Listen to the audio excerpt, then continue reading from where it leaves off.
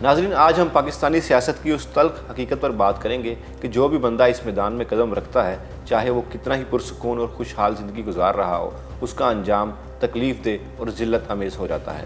ہم ان لیڈروں کی بات کریں گے جنہوں نے پارٹیاں بنائیں یا قائم کی اور سیاست میں آ کر کیا کچھ برداشت کیا۔ السلام علیکم ناظرین، میں ہوں فیصل جٹ اور آپ دیکھ رہے ہیں ٹاکیز لائیو۔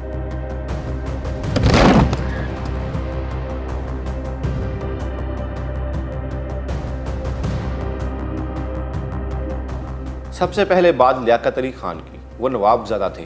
اتر پردیش میں ان کے خاندان کی بہت سی جائیدادیں، محلات جیسے گھر، زمینیں اور آرام و آسائش کی ساری سہولیات تھیں۔ انگلستان میں تعلیم کے دوران بھی عیش و آرام کی زندگی تھی۔ پاکستان بننے کے بعد انہوں نے بہت کچھ چھوڑا، مگر وزیر اعظم بننے کے بعد راولپنڈی میں تقریر کرتے ہوئے گولی لگنے سے شہید ہو گئے۔ اس کے بعد ذوالفقار علی بھٹو، لاڑکانہ کے جاگیردار خاندان سے تعلق، بڑی جائیدادیں، دولت، اعلیٰ تعلیم اور بیرسٹر کی ڈگری، ایک خوشحال طاقتور خاندانی زندگی۔ پاکستان پیپلز پارٹی بنائی، وزیر اعظم بنے، مگر فوجی حکومت نے ان کی حکومت ختم کی، مقدمہ چلایا اور پھانسی دے دی۔ ان کے بیٹوں کی بھی پراسرار موتیں ہوئیں۔ ان کی بیٹی بے نظیر بھٹو، بچپن سے دولت، اعلیٰ تعلیم، بیرون ملک رہائش اور خوشحال زندگی۔ پارٹی کی قیادت سنبھالی، 2 بار وزیر اعظم بنی، دونوں بار حکومت برطرف ہوئی، جلاوطنی کا سامنا کیا، واپس آ کر راولپنڈی میں دھماکے میں شہید ہو گئیں۔ نواز شریف کا خاندان لاہور میں صنعت کار تھا۔ کاروبار، فولاد اور ٹیکسٹائل کے کارخانے، محل نما گھر اور خوشحال زندگی۔ مسلم لیگ نواز بنائی، 3 بار وزیر اعظم بنے، مگر ہر بار برطرفی، جلاوطنی، جیل اور نااہلی کے مقدموں کا سامنا کرنا پڑا۔ عمران خان، کرکٹ کے میدان کے ستارے، لاہور کے نیازی خاندان سے، اچھی تعلیم، عالمی شہرت، دولت اور پرسکون شاندار زندگی۔ شوکت خانم جیسے فلاحی کام کیے، پاکستان تحریک انصاف بنائی، وزیر اعظم بنے، حکومت جانے کے بعد لاتعداد مقدمات، گرفتاریاں، جیل کی زندگی اور سزاؤں کا سامنا کرنا پڑا۔ ایک کامیاب کھلاڑی کی پرسکون زندگی سے ذلت اور قید تک کا سفر۔ جواد احمد، ایک مشہور گلوکار، فنون لطیفہ کے میدان میں اچھی شہرت، پرسکون فنکارانہ زندگی، عزت اور احترام۔ سیاست میں آئے، پاکستان برابری پارٹی بنائی، مگر بعد میں ان پر سخت تنقید، الزامات اور ذلت امیز الفاظ استعمال کیے گئے۔ ایک فنکار کی عزت دار زندگی سے سیاسی میدان میں رسوائی تک۔ سوشل میڈیا میں نے کھولا ہے، مجھے کسی نے بتایا بھی نہیں، میں اٹھا تھا تو میں نے دیکھا، تو میں نے کہا یار مجھے کیوں گالیاں لوگ دے رہے ہیں، میں بڑا حیران ہوں ایکچولی۔ طاہر القادری، عالم دین اور خطیب کے طور پر بڑی شہرت، بیرون ملک میں بھی اچھی پذیرائی، پرسکون مذہبی اور تعلیمی زندگی۔ پاکستان عوامی تحریک بنائی، سیاست میں آئے، لانگ مارچ اور دھرنوں کی سیاست، مگر شدید احتجاج، تنقید اور دباؤ کا سامنا کرنا پڑا۔ آخرکار سیاست سے الگ ہو گئے، ایک پرامن مذہبی اسکالر کی زندگی سے سیاسی جدوجہد اور تنہائی تک۔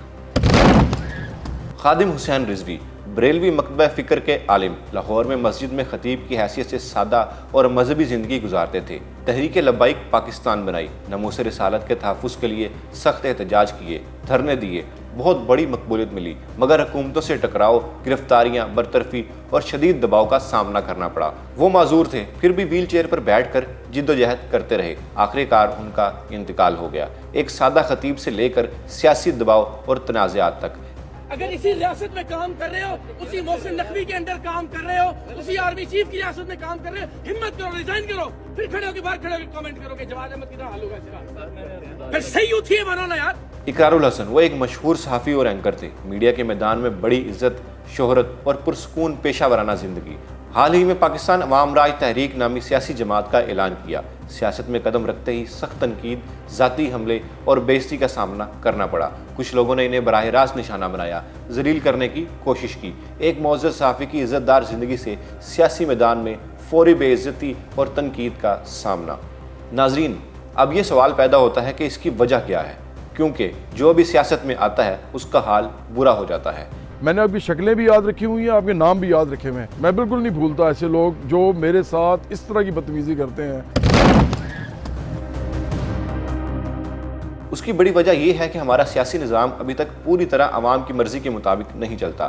کوئی نیا بندہ آتا ہے اور نظام میں تبدیلی لانے کی بات کرتا ہے تو پرانے دھڑے اسے قبول نہیں کرتے۔ عوام کے اندر بھی مختلف دھڑے موجود ہیں۔ کچھ لوگ ایک پارٹی کے پرستار ہوتے ہیں تو دوسرے دوسری کے۔ یہ دھڑے جذبات، مذہب، علاقائی تعصب اور خاندانی وفاداری کا استعمال کرتے ہوئے نئے آنے والوں پر شدید تنقید کرتے ہیں، الزامات لگاتے ہیں اور انہیں ذلیل کرنے کی کوشش کرتے ہیں۔ نتیجہ یہ نکلتا ہے کہ لوگ بیزار ہو جاتے ہیں، کیونکہ وہ دیکھتے ہیں کہ سیاست صرف اقتدار کی جنگ ہے، نہ کہ عوام کی فلاح و بہبود کی۔ اس میں ہلکا سا ذکر اسٹیبلشمنٹ کا بھی ضروری ہے۔ جب کوئی لیڈر فوج اور دیگر اداروں کی لائن سے ہٹ کر فیصلے کرتا ہے یا ان کے اثر رسوخ کو کم کرنے کی کوشش کرتا ہے تو اکثر ٹکراؤ پیدا ہو جاتا ہے، پھر برطرفی، مقدمے اور دباؤ کا سلسلہ شروع ہو جاتا ہے۔ اسٹیبلشمنٹ کا کردار طاقت کے توازن میں بہت اہم رہا ہے اور بہت سے لوگ اسے سیاسی عدم استحکام کی بڑی وجہ قرار دیتے ہیں۔ نتیجہ میں عوام مایوس ہوتے ہیں، بیزار ہوتے ہیں اور سوچتے ہیں کہ پاکستان کی سیاست میں تبدیلی لانا تقریباً ناممکن ہے۔ ناظرین، یہ پیٹرن بار بار دہرایا جاتا ہے۔ جو بھی سیاست میں آتا ہے، چاہے وہ گلوکار ہو، عالم دین ہو، صحافی ہو یا کھلاڑی، طاقت کے میدان میں داخل ہوتے ہی ٹکراؤ، مقدمے، ذلت، جیل یا رسوائی کا سامنا کرنا پڑتا ہے۔ لیاقت علی خان سے لے کر اقرار الحسن تک سب نے کچھ نہ کچھ سہا۔ کیا یہ نظام کی کمزوری ہے؟ کیا طاقت کا توازن ایک طرف جھکا ہوا ہے؟ آپ اس بارے میں کیا رائے رکھتے ہیں؟ ہمیں کامنٹس کے ذریعے بتائیے گا۔ ملیں گے کسی اور ویڈیو کے ساتھ، تب تک کے لیے اللہ حافظ۔ Talk is live, like, share, subscribe کیجئے، کیونکہ سچ وہی جو ہم بولیں۔ Talk is live.